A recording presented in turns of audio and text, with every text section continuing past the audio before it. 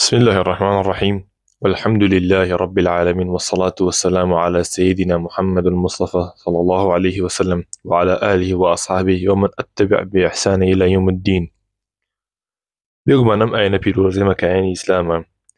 بروفي مسلماني خصوصا سر جايش بيرو باورك الرون وجوان وأشكرا هروها بروفي لسر جاي خوابة هاجرتن بتاقو تنها برستن ودانا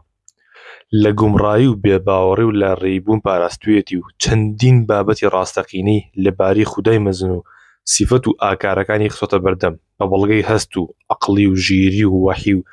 بە هەرچی بەڵگەیە کە هەیە پاڵپشتی لەم بەڵگانە کردووە بۆ ئەوی ململانەی مرۆڤ لە جیهان ببینینەوە نەچێنە ئەو جیهانی پەنهان و غەیب و نهێنی کە هەیە دواتر ببینێت کە بە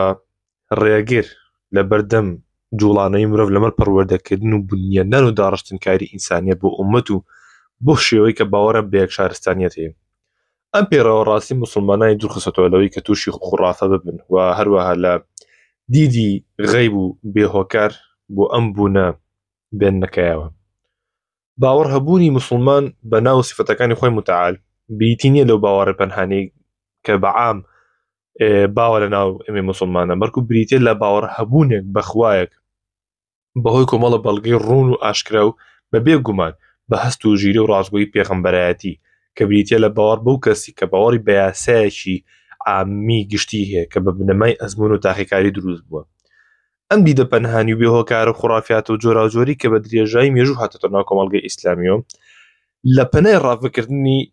هۆی کاریگەری فەلسەفەی بیانی بووە بەخۆیە بڵێن بیر و بۆچوونی لاهۆتی و غەنووزیەکانەوە ئەم هۆکارانە هاتۆتەکەیەوە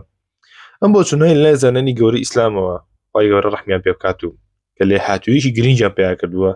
هەستان بە بەرگریکردن لێ و لە دژی وەستاونەتەوە لەبەر ئەوەیە ڕاستی ئیسلامیەکان بە سەلامەتی و بە جوانی ماونەتەوە لەناو ئێمە لەناو کتێبەکانی خوددا و بە سونەتەکانی پێغەمبەری خوا صلی الله عليه وسلم و کە هەمووی نووسراوەتەوە بە جوانی بە عیلمیشی ڕێگ و پێکانە هەروەها زانانی ئیسلام چەندین زانست و مانیفەتیان لەسەر ئەم بنەمانە هەڵچنیوە و هەموو ئەمانش بەڕاستدەنەری ئەم ئاەتی خۆی متعال کە ئەفەرمێ إنا نحن نزلنا الذكر وإنا له لحافظون بێگومان ئەوەی باوەڕ بە یەکتاپەرستی خۆی متعال هەبێت بە هیچ شێوەیەک باوەڕی بە شەریک و هاوڵدانان نییە لە سەرجەم هۆکارەکانی ترس و بیم و دڵەڕاوکی ڕزگاری ئەبێت دڵنیا ئەبێت لەوەی کە خوایەک بێزیان و قازانجی هەیە بۆ هەموو کەسێک کەسێکی ئازا و نەبەرد بەتوانە هەرگیز تووشی بێهیوایی نابێت ئەگەر لەسەر ئەم دینە بمێنێتەوە هەمیشە ئارامەگرێت لەسەر بڕیارەکانی خۆی متعال و قەزا و قەدەرەکانی لە بەردەم خۆی بەدیهێنەر و خۆ بەکەمگیرە بێ خۆی بەدەست کەسەوە هەڵناکێشێ و هەروە خۆی بەزل نازانێ هەرگیز تەم ناکە لەبەر لە لای ئەوە هەموو بوونەوە پێویستە بە خۆی متعالە بیر و باوەڕی خواپەرستی زۆر وابەستە نەبوون بە دنیای ناودڵی مرۆڤدا یعنی کۆنتاکتێکی بەهێزی دروست نەکردووە لەم سەردەمەیە هەروەها لە مرۆڤەکە بوەسە لە سنوورەکانی خوا کە نەیان بەزێنێت دەستدرێژی نەکاتە سەر ستەم لێگەنەکەران و کەسێک دادپەروەر بێت لە سەرجەم کار و چالاکیەکانە ئەگەر ئێمە بنەوە بناغە و کرۆکی ئیمانمان لە تەواوی ژیانمان ڕەنگ باتەوە ئەبین بەو بەندەی کە خۆی متعالێ بێ هەروەها لە بیر و باوەڕ یەخواپەرستیە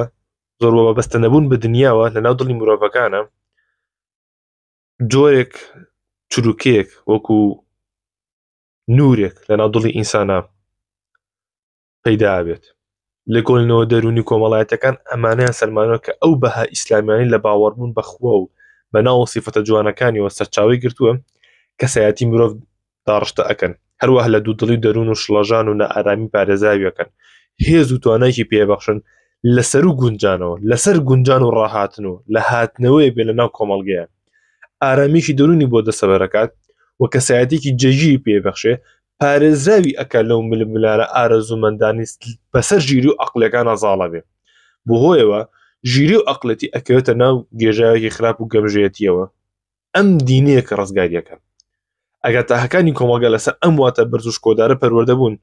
هەروە چۆنە ئەم دەریە پڕ لە ڕەوشت و ئەخلاق و جوانیەوە لەژێر سای بیر و باوەڕێکی یەخواپەرستانەمانەوە کاتە کۆمەڵگە بەهێز و هاوکاری گوێگرتووە ئەبێ بەهۆی شارستانیەتی مرۆڤایەتی گەورەترین بەهێزترین شارستانێت و حەزارەت دێتەکەیەوە کە یەک ڕیزە بن، خوا بە تاکوتەنها بەرزتن، لێبوردە و بەرز و کۆدار دەبن، شکۆدار دەبن، کۆمەڵگایەکی ئاشتیخواز و میان ڕۆما لێ دروستە بێت، خاوەنی ویژدان و ڕەسەنێکی داهێنارەمانە بێت، هەروە بە پێشەنگی بە مرۆڤایەتی وەکو چۆن ئەمە لە ژێرسایی ئیسلام و ئەم ئاەتی خۆی متعالە بەمان دروست بووە کە خودای متعالە فەرمێ والحمد لله رب العالمين ڕووی داوە. کۆتایی هاوە باسەکەمان. والسلام عليكم ورحمة الله وبركاته.